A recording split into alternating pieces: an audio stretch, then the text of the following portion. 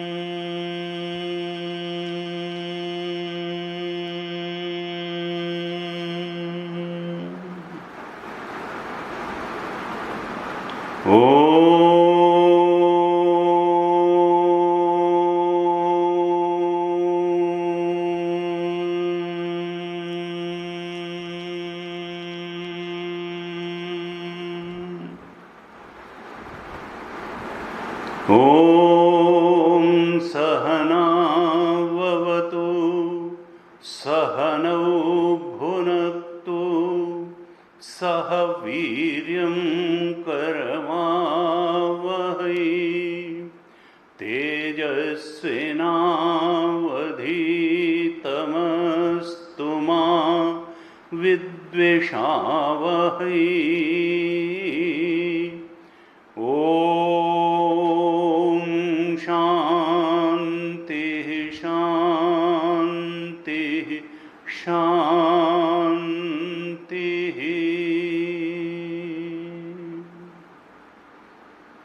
सदाशिवसमारम्भां शङ्कराचार्यमध्यमाम् अस्मदाचार्यपर्यन्तां वन्दे गुरुपरम्पराम्। अज्ञानतिमिरान्धस्य ज्ञानाञ्जनशलाकया चक्षुरुन्मीलितं येन तस्मै श्री गुरवे नमः। तस्मै श्री गुरवे नमः। वसुदेवसुतं देवं कंसचाणूरमर्दनं देवकी परमानन्दं कृष्णं वन्दे जगद्गुरुं। कृष्णं वन्दे जगद्गुरुम्।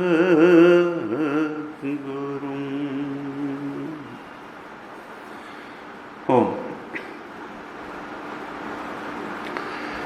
पिछली कुछ कक्षाओं से हम लोग भगवद गीता पर विचार कर रहे हैं।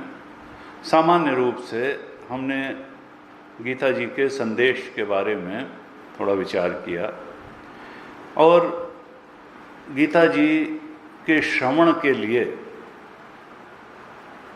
गीता जी जिस तत्व के बोध में प्रतिष्ठित करना चाहती हैं साधक को, वो तत्व ठीक तरह से आत्मसात हो जाए, समझ में भी आ जाए और उसमें दृढ़ निष्ठा भी बन जाए, इसके लिए क्या अधिकारित्व चाहिए, इस पर भी हमने कुछ विचार किया।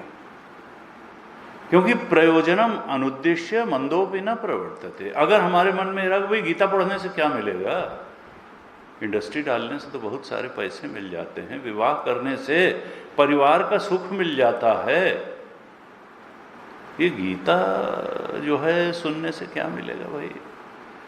अगर प्रयोजन स्पष्ट नहीं हुआ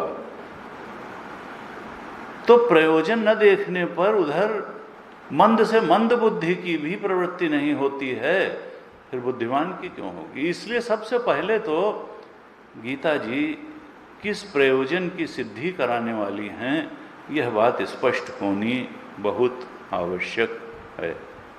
ये देंगी क्या हमको? खाना देंगी, कपड़ा देंगी, मकान देंगी, पत्नी देंगी, पुत्र देंगी, क्या देंगी? तो शास्त्र का साफ साफ कहना है कि ये तो जीवन, शरीर, देह चलाने, स्थूल शरीर को चलाने के धंधे हैं। संसार में इस स्थूल देह को चलाने से ज़्यादा बढ़कर कुछ भी देने की सामर्थ्य नहीं है। जीवन को कृतकृत्य बनाने वाला तो परमात्म बोध ही है, आत्मबोध ही है, और उस सर्वोच्च मनुष्य जीवन की उपलब्धि आत्मबोध को देने में ये गीता समर्थ है। और वो आत्मबोध केवल आत्मज्ञान ही नहीं है, वो आत्मानंद भी है और वो आत्मसत्य भी है। हम जिस संसार को सत्य माने बैठे हैं वो देह रहने तक ही सत्य है। ये देह भी 70-80 साल का, 90 साल का सामान है, और जब तक देह है तब तक संसार भी है और देह के संबंध भी हैं। आप मरे, पीछे डूब गई दुनिया, कुछ साथ जाने वाला नहीं है। न कोई इंडस्ट्री जाएगी, न पैसा जाएगा, न पुत्र पुत्री पत्नी जाएगी, कुछ भी नहीं जाएगा। गीता जी कहती है एक चीज साथ जाएगी, वो है तुम्हारा अध्यात्म ज्ञान, तुम्हारी वासनाएं। अगर वासनाओं को सद्वासना बना लिया तो अगला जन्म भी कल्याणकर हो जाएगा, और अगर दुर्वासना बटोर करके यहाँ से गए, ज़्यादा आसक्ति लेकर के गए, तो जिसकी आसक्ति लेकर के जाओगे वैसे ही देह में अगला जन्म मिलेगा। तो तुम तो जैसे आए थे उससे बेहतर बन करके जाओ, तुम्हारी दुर्वासनाएं क्षरित हो जाएं और सद्वासनाएं बढ़ जाएं। तुम अपने अंतःकरण को सात्विक बना करके जाओ, निर्मल बना करके जाओ, पवित्र बना करके जाओ, और हो सके तो आत्मा के सत्य के बोध में प्रतिष्ठित हो करके जाओ।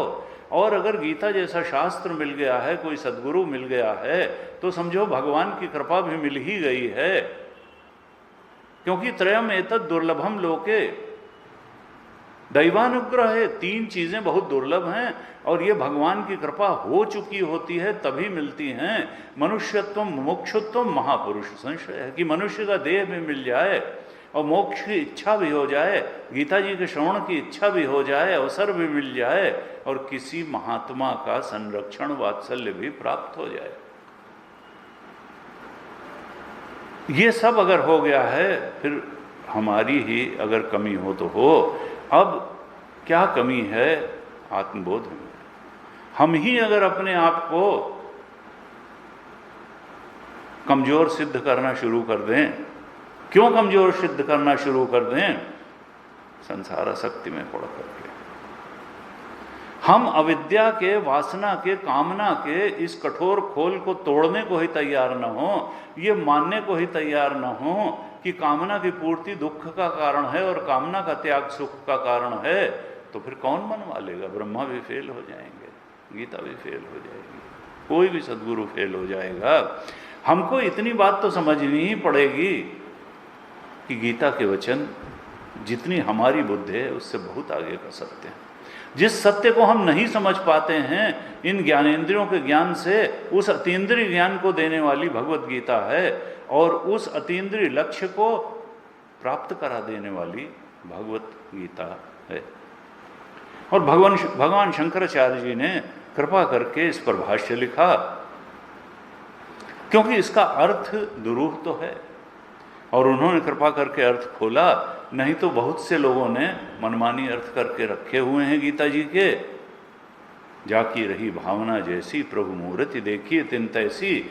जिसको जैसा ठीक लगा वैसा ही अर्थ कर दिया, और कुछ न कुछ उसको उस अर्थ करने से लाभ भी हुआ होगा, तब उसको लगा कि ये ठीक है। लेकिन उसका सर्वशुद्ध अर्थ क्या है?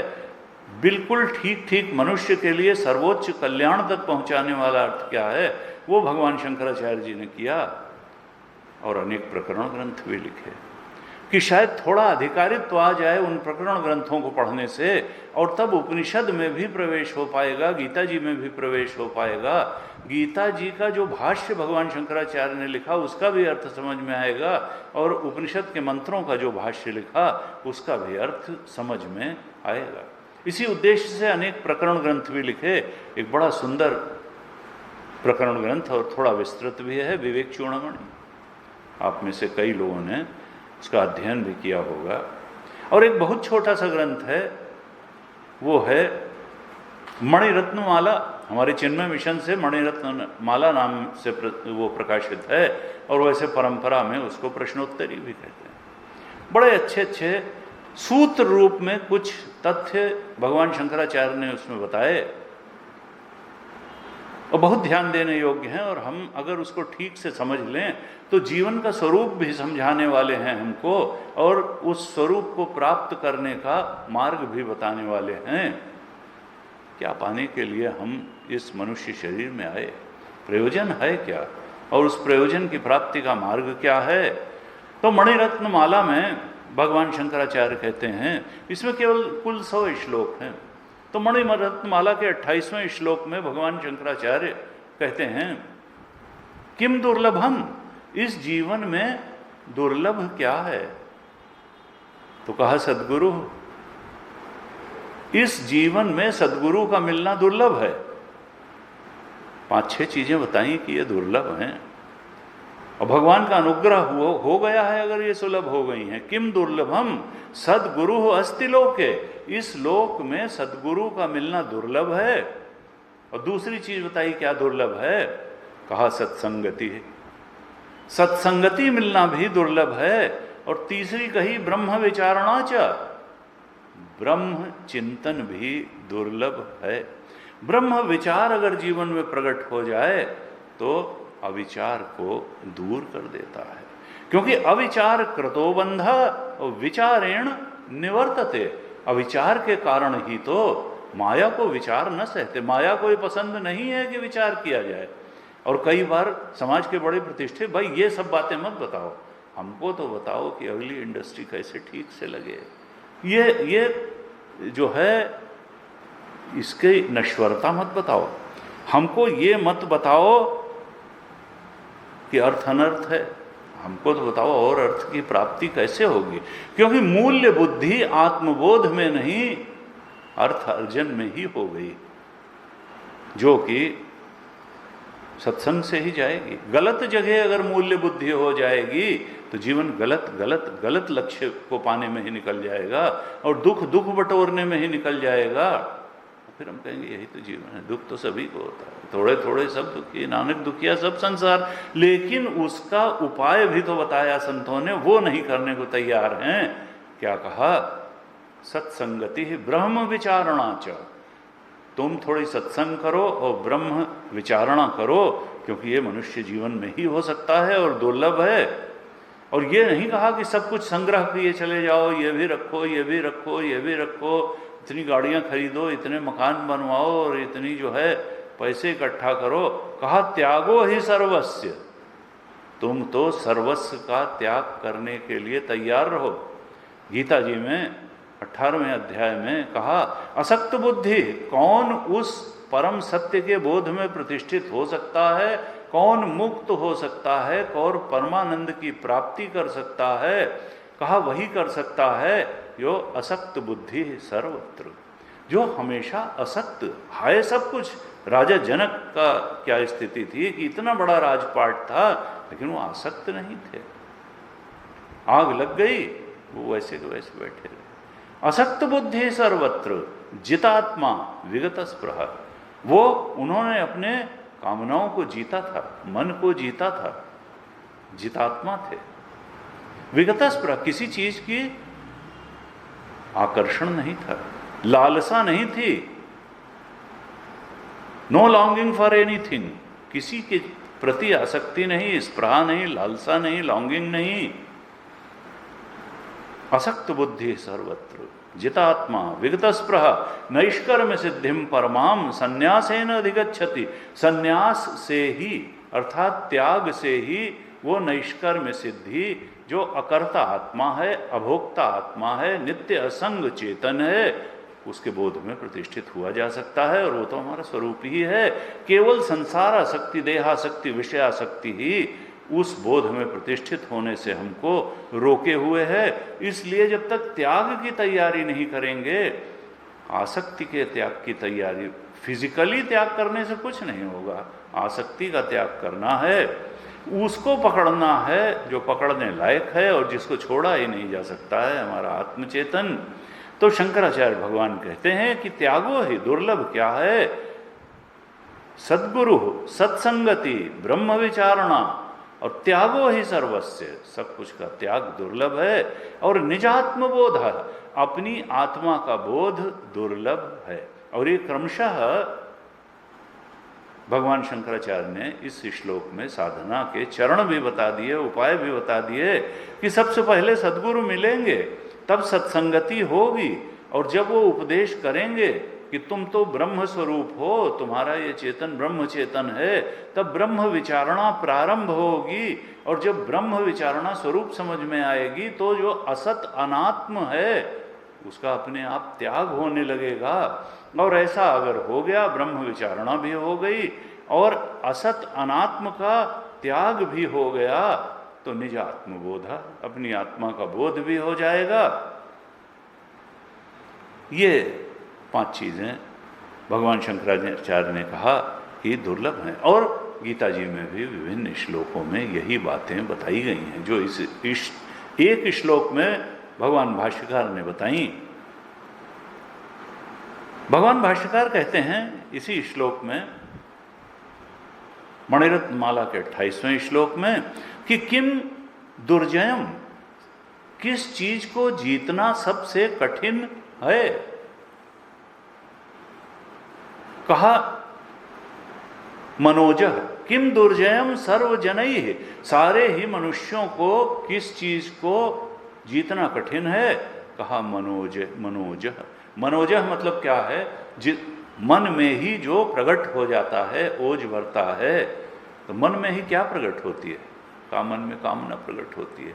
कर्म और कर्म का फल तो बाहर संसार में प्रकट होता है, लेकिन मन में प्रकट होने वाली चीज क्या है, वो काम है, वो कामना है। वासनाजन्य कामना मन में प्रकट होती है, फिर वो इंद्रियों तक उतर आती है, फिर शरीर में उतर के चला देती है और कहती है हमको ये परिस्थिति चाहिए, इस प्राणी पदार्थ परिस्थिति की उपलब्धि चाहिए और हमको उसका भोग चाहिए, और भोग से थोड़ी बहुत तृप्ति मिलती है और बहुत सारा दुख मिल जाता है। तो कहा कि दुर्जय कौन है, कामना को जीतना ही सबसे कठिन है। गीता जी ने कहा कि गीता जी का 3रा अध्याय कर्मयोग का अध्याय है, और अंत अंत में अर्जुन कहता है कि मैं तो लगता है कि जो काम नहीं भी करना चाहता हूं, तो अंदर हमारे कोई देव बैठा हुआ है, कोई जैसे कोई ताकत ऐसी बैठी हुई है जो हमारे न चाहते हुए भी वो काम हमसे करा लेती है। भगवान ने कहा कोई देव एवं नहीं बैठा है, ये तुम्हारी कामना ही बैठी है। कामना ही तुमसे ढकेल करके वो काम करा लेती है जो कि कई बार विवेक और बुद्धि कहता है तुमको नहीं करना चाहिए, लेकिन कामना के दबाव में व्यक्ति विवेक के पलड़े में, विवेक के पक्ष में नहीं रह पाता और कामना के पक्ष में जाकर के वही काम कर देता है जो उसका विवेक कहता है कि मत करो, और परिणाम यह होता है कि दुख की प्राप्ति होती है। भगवान कृष्ण कहते हैं 3रे अध्याय के 39वें श्लोक में, 39वें श्लोक में, कि ये कामना जो है ये विवेक को, ज्ञान को ढक देती है।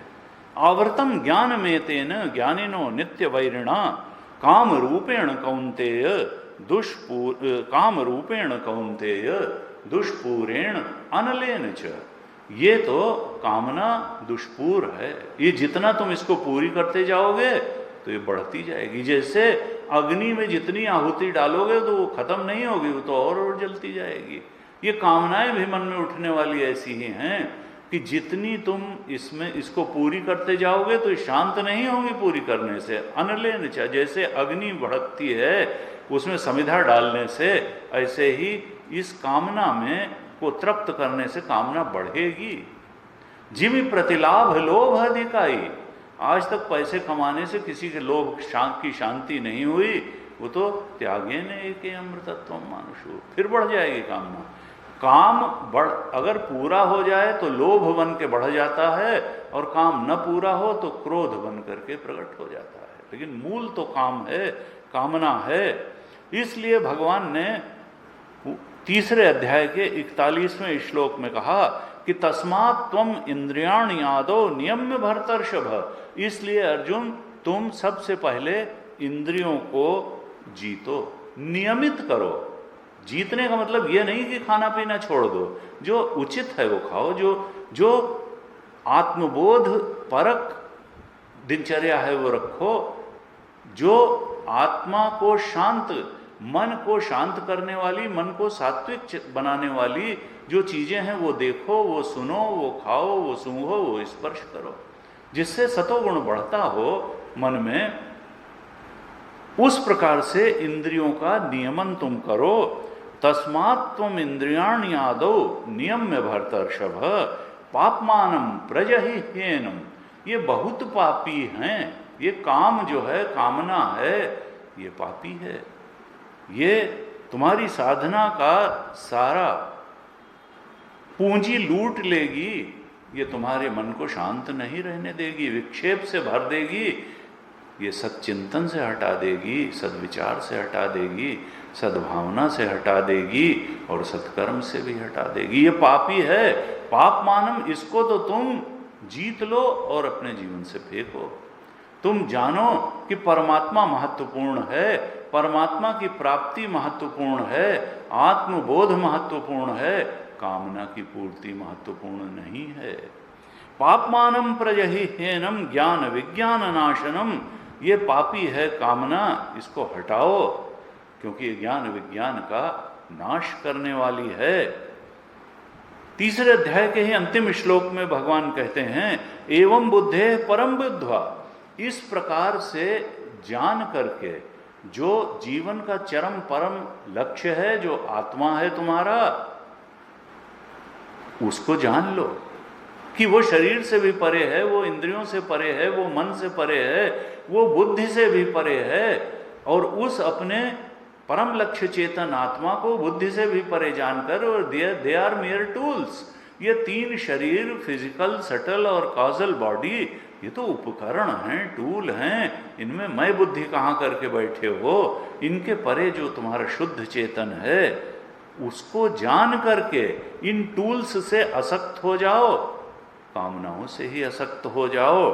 संस्तभ्य आत्मानम आत्मना, तुम संस्कृत मन से, सात्विक मन से, नियमित किए हुई शुद्ध प्रज्ञा से इन सब की मिथ्यात्व को जान लो। ये सब असत हैं, सत्य तो तुम्हारा आत्मा ही है। ऐसे अगर अपने आत्म स्वरूप को जान करके, जहि शत्रुम महाबाहो काम रूपम दुरासदम, इस काम रूपी कठिनाई से जीतने वाले शत्रु पर अर्जुन तुम विजय पा लो, कठिनाई से, लेकिन असंभव नहीं है। अगर हम आत्मा के स्वरूप को ठीक से समझ लें और आत्मा के अनात्मा के स्वरूप को ठीक प्रकार से ब्रह्म विचारणा द्वारा असत जान लें, तो फिर असत जान करके कोई असत के पीछे भाग नहीं सकता है। अगर मनुष्य जान लेता है कि मरीचिका में कहीं जल नहीं है, तो वो भागता नहीं है। सपने से जागने के बाद कोई सपने की बातों के लिए न स्पृहा रखता है, न लालसा रखता है, न आसक्ति रखता है। अगर हमने एक बार जान लिया कि ये जागृत अवस्था, अगर यहाँ सत्संग है, अगर यहाँ गुरु संग है, अगर यहाँ ब्रह्म विचारणा है, अगर यहाँ आत्मबोध कराने के लिए आवश्यक बातें मिल जाती हैं, तो इतना ही जागृत अवस्था की उपयोगिता है, और नहीं तो ये स्वप्न जैसा ही है। तुलसीदास जी ने इसीलिए कहा भगवान शंकर कहते हैं माँ पार्वती से, उमा कहूँ मैं अनुभव अपना, सत हरि भजन जगत सब सपना। केवल इस जागृत अवस्था में अगर कुछ सच्चा है तो भगवान का भजन ही सच्चा है, गुरु का संग ही सच्चा है, सत्संग ही सच्चा है, ब्रह्म विचारणा ही सच्ची है, काम को जीतना ही सच्चा है, त्याग ही सच्चा है और निज आत्मबोध ही सच्चा है। ऐसे सारे संतों ने और शास्त्रों ने, हमारे सदशास्त्रों ने उपदेश किया। इसी मणिरत्नमाला ग्रंथ में भगवान शंकराचार्य कहते हैं, संसार मूलम ही किमस्ति, इस संसार का मूल क्या है। क्योंकि हम कई बार मूल को नहीं पहचानते, बस वासनाओं के जन्य कामनाओं को संसार में पूरा करने के लिए संसार में भाग दौड़ करते करते और जीवन पूरा कर लेते हैं। भगवान शंकराचार्य कभी ये तो ध्यान से रुक करके विचार करो कि ये संसार में का मूल क्या है, यहां पर तुम आए क्यों हो। कस्तुम को हम कुत आया था, भज गोविंदम में भगवान शंकराचार्य ने कहा तुम कौन हो, कस्तुम को हम, और मैं कौन हूं, और कुत आया था, मैं कहां से आया हूं। कामे जननी को में ताता, मेरी माता कौन है और मेरा पिता कौन है। क्या ये शरीर की माता मेरी माता है, शरीर का पिता, या कोई परम पिता भी है। इस सृष्टि की भी कोई योनि है, इस सृष्टि का भी कोई पिता है। तो भगवान शंकराचार्य ने कहा कस्तम को हम कुत आया था, कामे जननी को में ताता। जरा विचार करो कि तुम कौन हो, मैं कौन हूं, मैं कहां से आया हूं, मेरी माता कौन है। इति परिभावय सर्वम असारम, अगर तुम इसका ठीक प्रकार से चिंतन करते रहोगे, विचार करोगे इन प्रश्नों पर, तो तुमको मालूम पड़ जाएगा कि यहां कुछ तथ्य नहीं है, तत्व नहीं है। परिभावय सर्वम असारम, तुम विचार करके ये जान लोगे कि यहां सार कुछ नहीं है, ये तो असार है। और फिर विश्वम त्यक्त्वा स्वप्न विचारम, और तब स्वप्न की तरह जान करके त्याग तो अपने आप हो जाएगा। भगवान शंकराचार्य ने चिताया। और भगवान कृष्ण 14वें अध्याय के 3 श्लोक में कहते हैं कि मम योनिर महत ब्रह्म तस्मिन गर्भम दधाम्य हम, मेरी योनि से, मेरी खान से ही ये पूरी सृष्टि निकली है, और उसमें बीज स्थापन करने वाला पिता मैं ही हूं।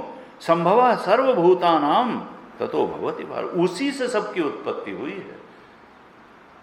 भगवान ने गीता में कहा धाता माता पितामह, ये कहा देखो इस सृष्टि की धाता माता पितामह, मैं ही पिता हूं, मैं ही माता हूं, मैं ही पोषण देने वाला हूं, और इसका बाबा भी मैं हूं, पितामह भी मैं हूं। यानी मेरे अलावा कोई इस सृष्टि की उत्पत्ति का आधार नहीं है। और शंकराचार्य जी भगवान प्रश्नोत्तरी में कहते हैं संसार मूलम ही किमस्ति, कहा चिंता, संसार का मूल क्या है। भगवान को कुछ नहीं पड़ा था संसार बनाने के लिए, हमारी कामना थी तो हमने ही संसार बनाया। हमारी कामना पूर्ति के लिए वो जो ब्रह्मांड आत्मा है उसने इस पिंडात्मा की कामनाओं की पूर्ति के लिए जगत की रचना कर दी, माया से जगत की रचना कर दी।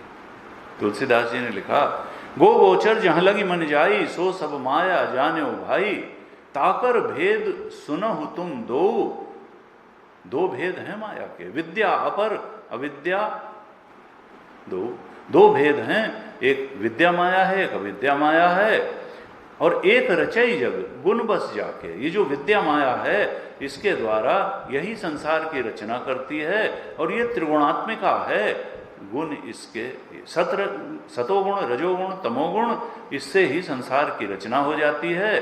सारा अनात्म असत है, चाहे हमारा कारण शरीर हो, चाहे सूक्ष्म शरीर हो, या स्थूल शरीर हो, या बाहर का संसार हो, सब माया से ही रचित है, त्रिगुण से रचित है। यानी माया क्या है कि जो दिखाई बहुत कुछ पड़ती है लेकिन है कुछ नहीं, ब्रह्माश्रय माया।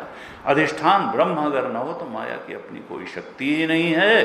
ये तो अव्यक्त नामनी परमेश शक्ति, ये भगवान की शक्ति भर है। और भगवान अगर इसको शक्ति देने के लिए अधिष्ठान रूप में ना हो तो ये तो कुछ कर नहीं सकती है।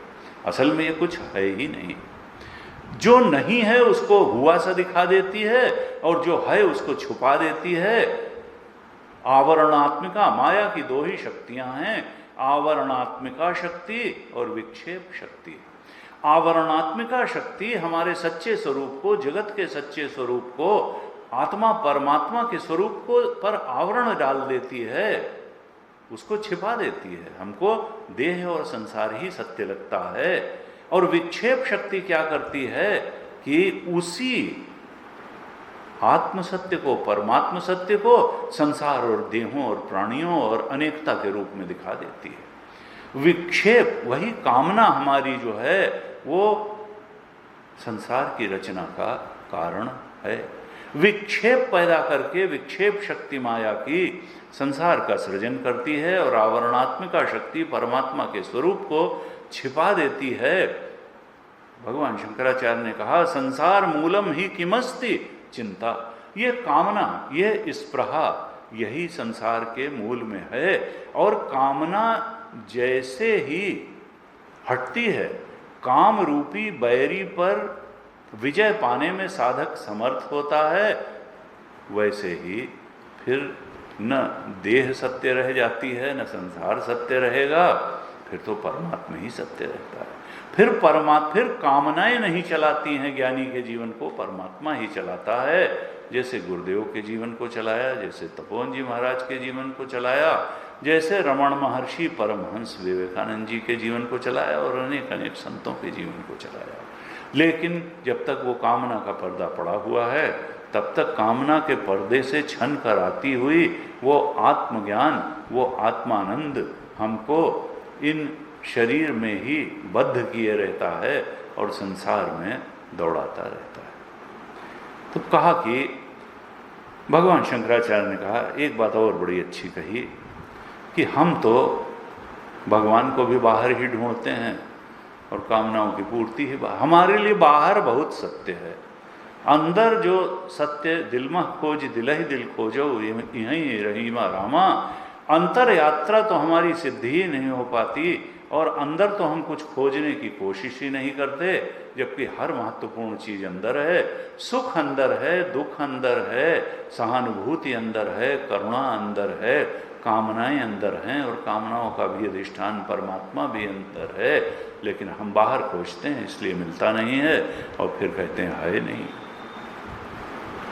भगवान शंकराचार्य ने कहा तीर्थ परम किम, कौन सा सबसे बढ़कर के तीर्थ है?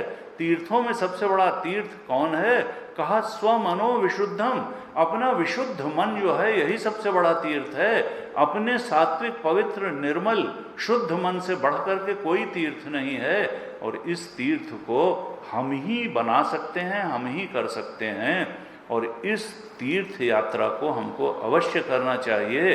इस शुद्ध मन रूपी तीर्थ का निर्माण, बाहर मंदिर बनवाना तो एक अच्छी बात है, चलो एक प्रयास है, लेकिन अच्छा क्या है कि हम इस मन को ही मंदिर बना लें। सबसे बड़ा तीर्थ शुद्ध मन ही है, इससे बढ़कर के कोई तीर्थ नहीं है।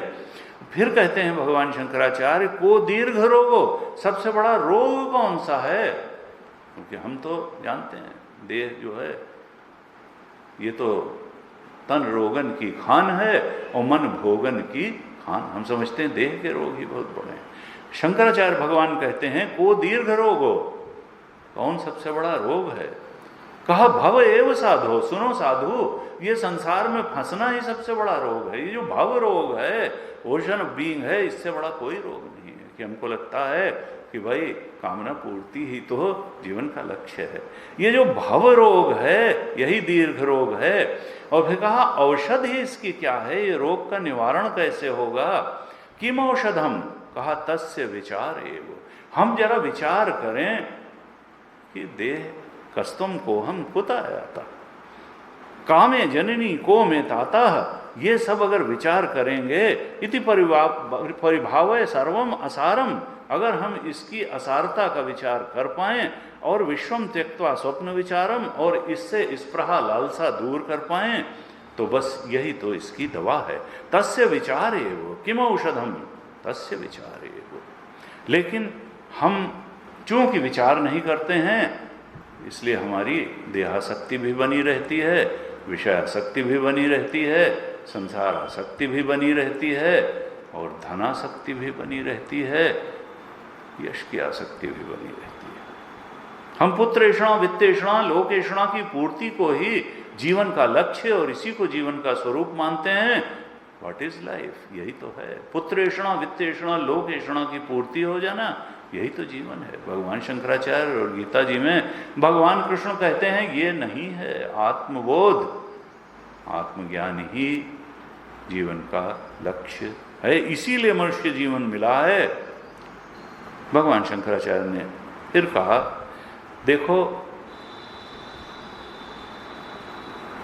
ये धन जो है, धन किताब खरीदवा सकता है, ये न पढ़वा सकता है और न पढ़ करके समझा सकता है। किताब को समझने की क्षमता तो गुरु के चरणों में बैठ के ही आती है, नहीं तो गीता तो 2 रुपए और 5 रुपए में भी मिल जाती है। गीता खरीद लेना पर्याप्त नहीं है, कोई भी किताब खरीद लेना पर्याप्त नहीं है। उसको पढ़ने की समझदारी तो सदगुरु के पास बैठ के ही मिलती है, और उसको आत्मसात उस ज्ञान को करने की क्षमता आपके प्रयास से और सदगुरु और भगवान की कृपा से ही आती है। जिसका अंतःकरण जितना शुद्ध होगा वो उतनी जल्दी ग्रंथ के अर्थ के बोध में प्रतिष्ठित होगा। लेकिन जो संसारासक्त है, जिसके लिए पैसा ही सबसे बड़ी चीज है, वो ऐसा कैसे कर पाएगा? ईसा मसीह की एक उक्ति है कि चाहे ऊंट सुई के छेद से निकल जाए, लेकिन धनी व्यक्ति को स्वर्ग मिलना बड़ा कठिन है। ऐसा भले हो सकता है कि सुई के छेद से ऊंट निकल जाए, लेकिन धनी व्यक्ति को हेवन जाना, स्वर्ग की प्राप्ति करना, यह बड़ा कठिन है। अब ऐसा उन्होंने क्यों कहा? क्या वो धनियों से चिढ़ते थे? नहीं। भगवान शंकराचार्य ने कहा, और हमारे यहां ऐसा नहीं रहा कि दरिद्र नारायण को ही कहा गया कि पूजा हो रही हो, बल्कि उल्टा भी कई बार हुआ।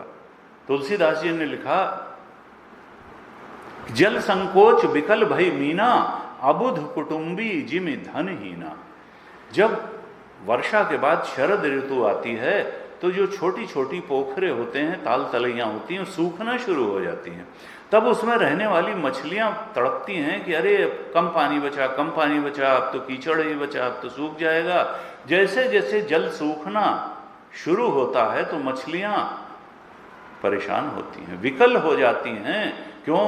क्योंकि जल कम होने लगता है। जल संकोच विकल भई मीना, किस तरह से? अबुध कुटुंबी जिमि धनहीना। तो कहा गया, अगर आप गृहस्थ हैं और आप धन नहीं कमा रहे हैं या नहीं कमा पा रहे हैं, इसका मतलब आपके पास बुद्धि नहीं है। अबुध कुटुंबी जिमि धनहीना। तो हमारे यहाँ तो गृहस्थ के लिए ये नहीं कहा गया कि आप अभावग्रस्त जीवन जिएं। आप तो धन कमाना आपका कर्तव्य है, गृहस्थाश्रमी का कर्तव्य है। धन कमाना भी, धन संग्रह करना भी, धन का दान करना भी, और भोग इत्यादि के लिए भी गृहस्थाश्रम में अनुमति है। तो धन से भारतीय चिंतन में कोई ऐसा भाव, लेकिन धन की आसक्ति अवश्य बुरी है। गुरुदेव कहते थे कि देखो मैं जंगल में भी चला जाऊंगा और मचान पे रहने लगूंगा तो उस मचान के खंभे सोने चांदी के हो जाएंगे। मेरा प्रारब्ध ही ऐसा है, मैं क्या करूं। तो जो लिखा के लाए हो वो मिलेगा। कर्म तुम कर ही रहे हो, गीता कहती है कर्म पूरे जोर शोर से करो, लेकिन आसक्त मत हो। धन नहीं बुरा है, धन की आसक्ति बुरी है, धन की तृष्णा बुरी है। और शंकराचार्य भगवान ने आगाह किया है कि मूढ़ जही धनागम तृष्णा, कुरु सद्बुद्धिम मनसि वितृष्णाम यल्लभसे निज कर्मोपात्तम वित्तम तेन विनोदय चित्तम भज गोविंदम गोविंदम भज मूढ़मते। तृष्णा नहीं, धन बुरा नहीं है, लेकिन धन की तृष्णा बुरी है। प्रेम करना है तो परमात्मा से करो, आत्मा से करो, गुरु से करो, सत्संग से करो। धन प्रेम करने की चीज नहीं है। हाँ, धर्म जो है हमारे यहाँ धन का विलासिता के लिए कभी आदर नहीं किया गया। हाँ, धन को से धर्म कार्य करो तो धन बहुत आदरणीय है। धन सत्कर्म के लिए आवश्यक माना गया है, विलासिता के लिए नहीं। धन की तृष्णा नहीं होनी चाहिए। धन से कोई बैर नहीं है, लेकिन धन की तृष्णा तुम्हारे आत्मज्ञान की ओर बढ़ने में बाधा बन जाएगी। तो कहा कि भगवान शंकराचार्य कहते हैं, देखो साधक तुम विचार करो कि अर्थ अनर्थ का ही कारण होता है। अर्थ से तुमको कोई बहुत सुख नहीं मिलेगा, और जिसके पास कम धन है वो कम धन से ही उतना ही आसक्त होता है जितना ज्यादा धन वाला ज्यादा धन से आसक्त होता है। इसलिए ये कोई बात नहीं है जिसके पास कम धन है उसकी धन के प्रति कम आसक्ति होगी। कहते हैं सन्यासी अपनी लंगोटी कमंडल से ही उतना ही आसक्त होता है जितना मल्टी मिलियनर अपने जो है इंडस्ट्री से आसक्त होता है। कहा अर्थ अनर्थ है भाव है नित्यम नास्ति तथा सुक्लेशा सत्यम। अर्थ अनर्थ जानो, वहां कुछ भी भगवान शंकराचार्य सावधान करते हैं कि तुम सोचोगे कि धन बढ़ने से सुख बढ़ जाएगा, ये नहीं होगा। नास्ति ततः सुख लेशः सत्यम, यही सत्य है कि अर्थ अनर्थ का कारण बनता है, सुख का कारण नहीं बना आज तक किसी के लिए। पुत्रादपि धन भाजाम भीति, जो बहुत ज्यादा धनी होता है उसको अपने लड़के से भी डर होता है। औरंगजेब ने अपने पिता को ही कैद कर लिया राज्य के उसमें। पुत्रादपि धन भाजाम भीति सर्वत्रैषा विहितारिका, सब जगह यही नियम लागू होता है। सृष्टि के प्रकृति के नियम, मनुष्य की बुद्धि के नियम 1000 साल 2000 10,000 साल पहले भी वही थे। उसके आकर्षण वही थे, उसके उन्नति का मार्ग वही था जो आज है। अंतर यही हुआ कि पहले का हिंदुस्तानी व्यक्ति धोती पहनता था, आज पैंट जीन्स पहन लेता है, लेकिन वृत्ति में कोई परिवर्तन नहीं है। वही काम क्रोध लोभ मोह मद मत्सर आज से 20,000 साल पहले के व्यक्ति को भी सताते थे, वही आज भी सताते हैं। वही उसकी भी मुक्ति में बाधक थे, वही आज के व्यक्ति की मुक्ति में भी बाधक हैं। और वही मार्ग पे चल के वो भी मुक्त हो सकता था जिस मार्ग पे चल के आज का मनुष्य मुक्त हो सकता है। तो बांधने वाली चीजें भी वही हैं, मुक्त करने वाली भी चीजें वही हैं। और इन्हीं मुक्त करने वाली बातों के बारे में भगवद गीता बताती है। हमको ध्यान देना चाहिए। भगवद गीता में कहा गया कि देखो, भगवान कृष्ण कहते हैं कि हमको केवल पूजा घर में होने वाला धर्म ही भगवान को बहुत प्रिय कर रुचिकर नहीं है। केवल यज्ञशाला में किए जाने वाला धर्म ही उसी का उपदेश गीता नहीं करती है। गीता तो युद्ध क्षेत्र में भी किए जाने वाले धर्म के पालन की बात करती है। कर्म क्षेत्र में धर्म का पालन होना चाहिए, फिर वो कर्म क्षेत्र चाहे युद्ध जैसे घोर कर्म का ही क्षेत्र क्यों न हो। धर्म क्षेत्रे कुरुक्षेत्रे समवेतायुयोत्सवः मामकाः पांडवाश्चैव किम अकुर्वत संजय। गीता का पहला श्लोक यही है, धृतराष्ट्र के मुंह से बोला गया। ये गीता का एकमात्र श्लोक है। उसने कहा धर्म क्षेत्र, वो देखिए कुरुक्षेत्र को धर्म क्षेत्र कहा गया, जबकि वहां तो युद्ध क्षेत्र था। ये नहीं कहा युद्ध क्षेत्र कुरुक्षेत्र समवेता। व्यास जी ने क्या लिखा, धर्म क्षेत्र कुरुक्षेत्र समवेत। जो दोनों सेनाएं लड़ने के लिए युद्ध तैयार हुई धर्म क्षेत्र कुरुक्षेत्र में, उसमें क्या हुआ, धृतराष्ट्र ये। और ये युद्ध के प्रारंभ होने के 10वें दिन धृतराष्ट्र ने प्रश्न किया संजय से। संजय ही बता सकते हैं गीता का उपदेश कौन कर सकता है, गीता कौन सुन करके समझ करके ठीक से बता सकता है। कहते हैं संजय सम्यक जयः, जिसने अपने मन को सम्यक रूप से नियंत्रित कर लिया है, जिसका मन उसके वश में है, जिसकी इंद्रियां उसके वश में हैं, जो पक्षधर नहीं हो जाता किसी का, ऐसा वो सम्यक जयशील संजय वही धृतराष्ट्र को महाभारत का कि युद्ध का वर्णन सुना रहा है, और उसी ने गीता भी सुनाई। जब धृतराष्ट्र ने पूछा किम अपूर्वत, क्या हुआ क्या वहां संजय, तो वो सम्यक जयी संजय धृतराष्ट्र को बताता है। और व्यास जी ने तो दिव्य दृष्टि दी ही थी संजय को, उन्होंने भी देखा, संजय ने भी देखा, धृतराष्ट्र ने भी सुना, और हनुमान जी ने भी सुना जो झंडे के ऊपर बैठे हुए थे अर्जुन के रथ के। अर्जुन तो मुख्य श्रोता है ही, और भगवान कृष्ण उपदेशक हैं। तो गीता कर्म क्षेत्र में ही धर्म का उपदेश करती है।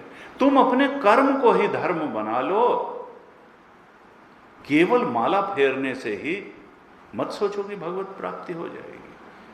कबीर ने तो बड़ा कस के कह दिया, माला फेरत जुग गया, गया न मन का फेर, और कर का मन का डार दे, मन का फेर।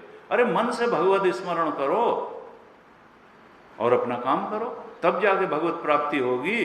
खाली हाथ में माला फेरने से नहीं होगी।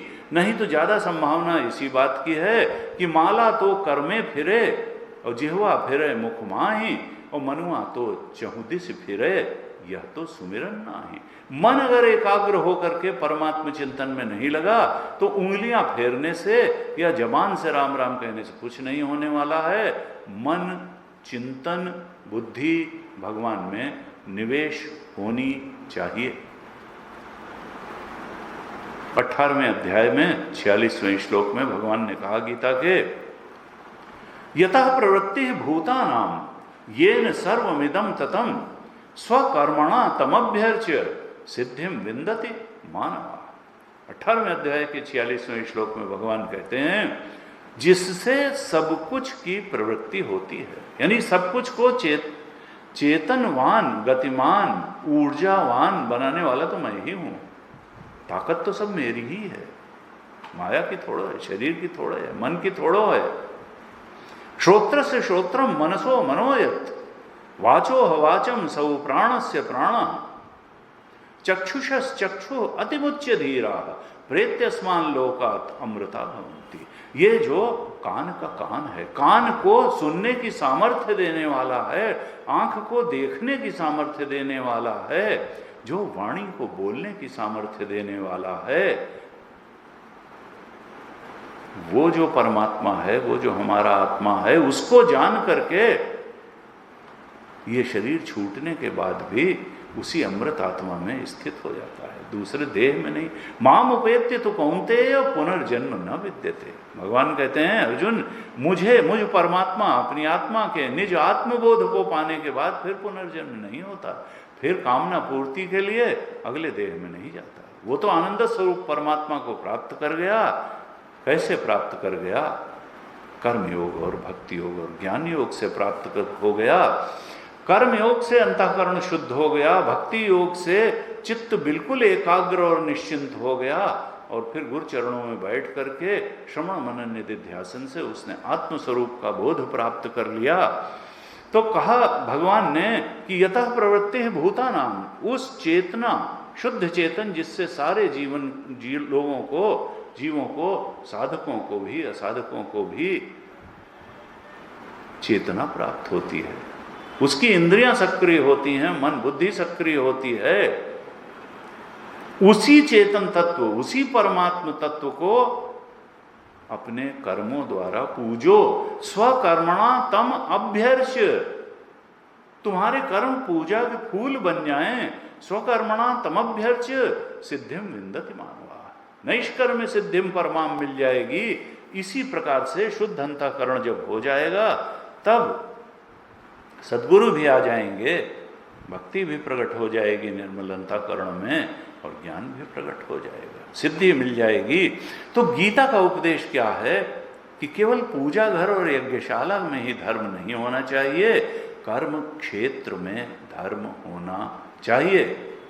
9वें अध्याय में भगवान ने कहा, अर्जुन यत् करोषि यदश्नासि यज्जुहोषि ददासि यत् तपस्यसि कौन्तेय तत्कुरुष्व मदर्पणम्। तुम तो जो भी करो वो मुझे अर्पित करके करो।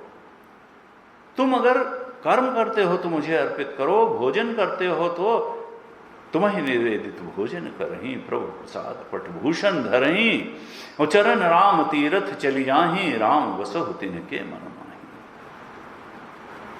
तुम्हारे सारे कर्म मेरे लिए हो, तुम्हारा भोजन मेरे लिए हो, तुम्हारा तप मेरे लिए हो, तुम्हारा यज्ञ मेरे लिए हो।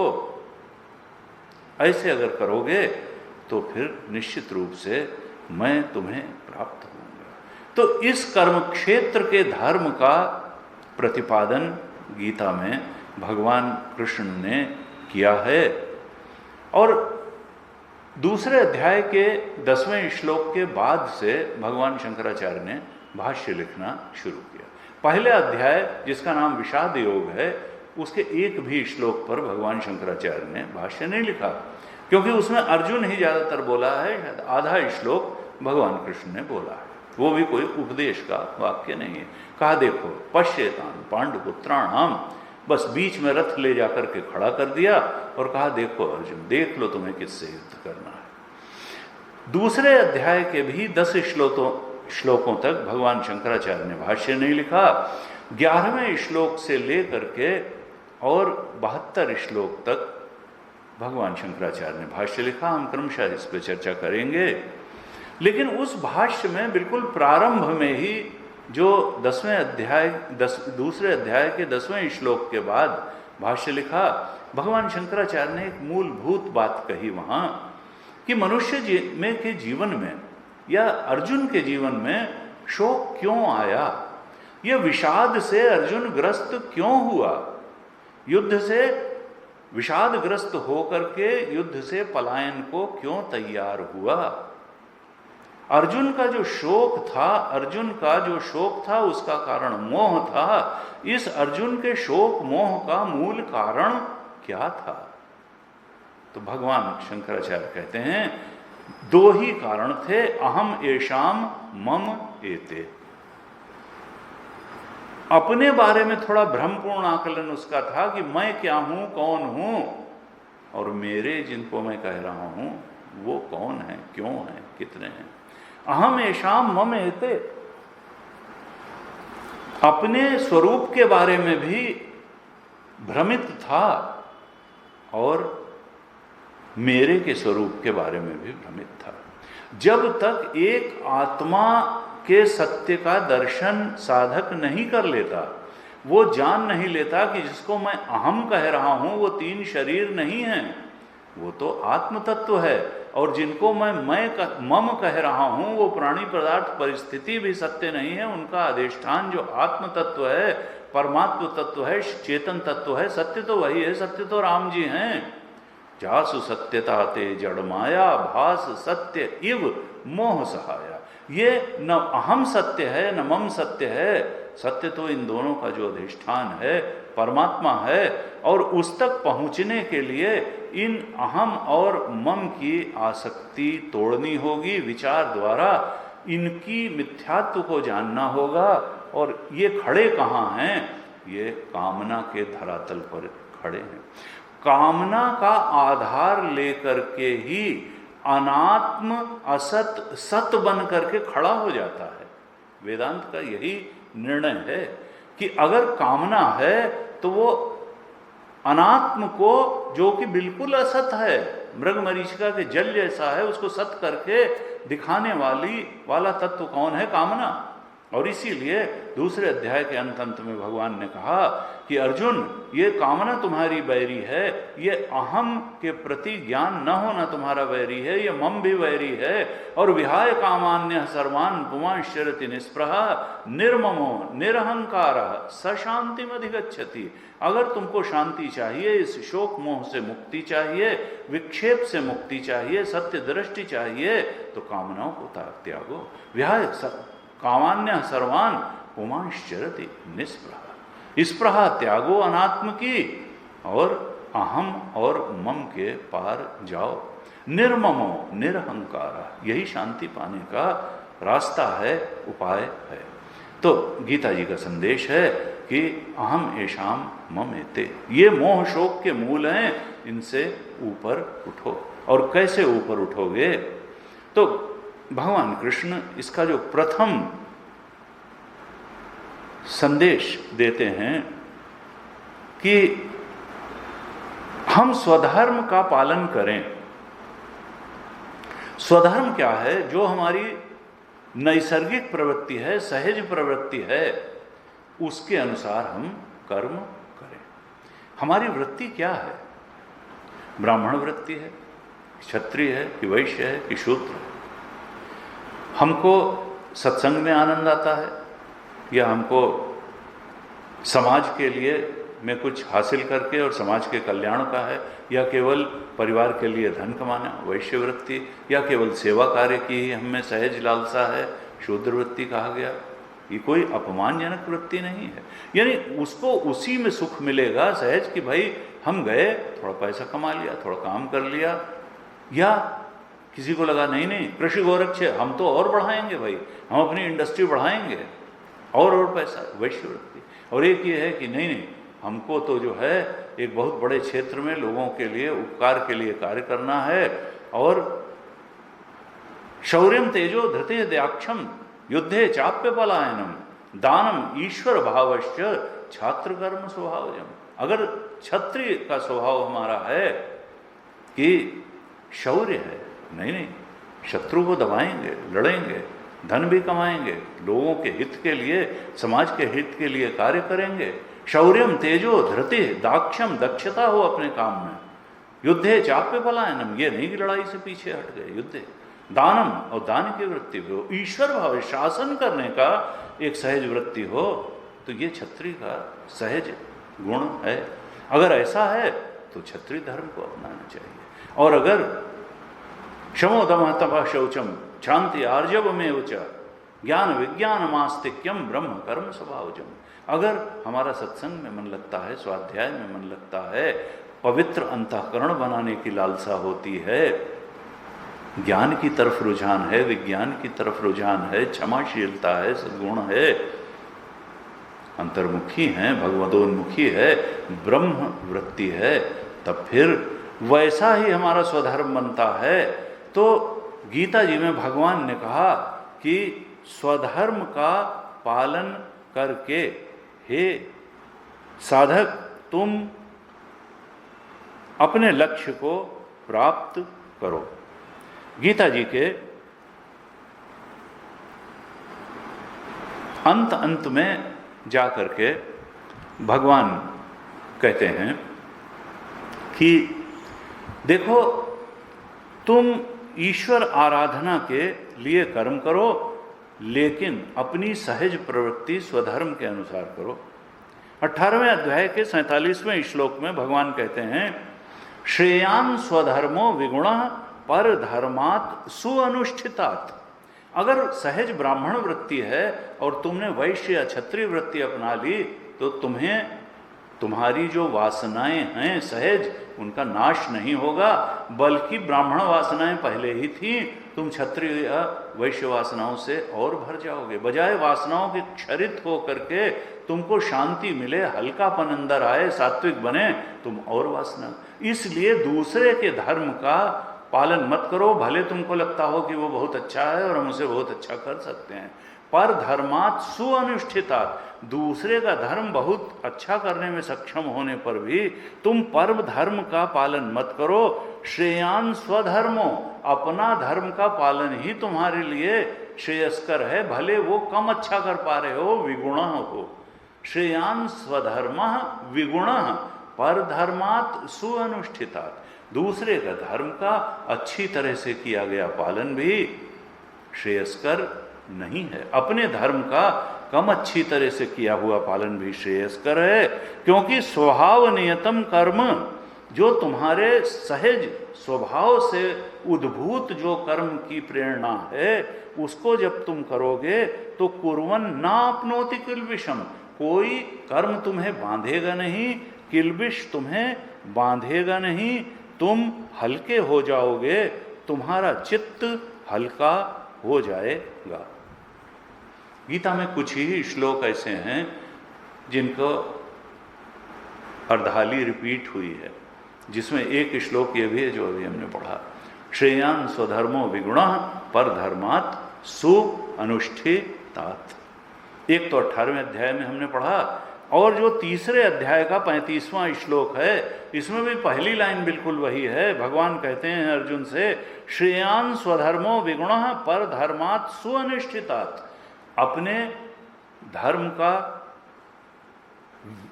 उतना अच्छा पालन करने की सामर्थ्य न होते हुए भी स्वधर्म का ही पालन करना उचित है, पर धर्म के अनुष्ठान से। और यहाँ तक कहा कि स्वधर्मे निधनम श्रेय, अपने धर्म को करते हुए उसमें मर जाना भी श्रेयस्कर है, लेकिन पर धर्मो भयावह, दूसरे का धर्म तो भयावह है, दूसरे का धर्म का नहीं।